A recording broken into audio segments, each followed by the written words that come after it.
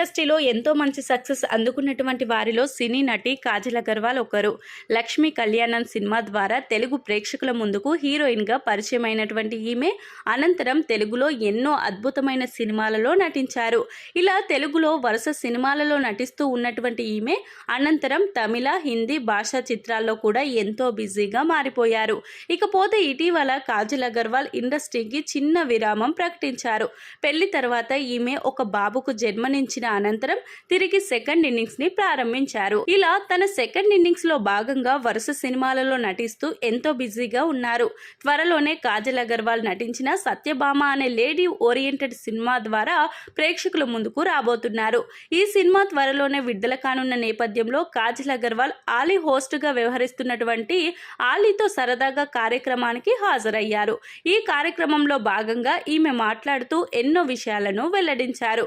ఇప్పటి వరకు కాజల్ అగర్వాల్ సినిమాలలో నటించారు తప్ప ఐటెం సాంగ్స్ చేయలేదు.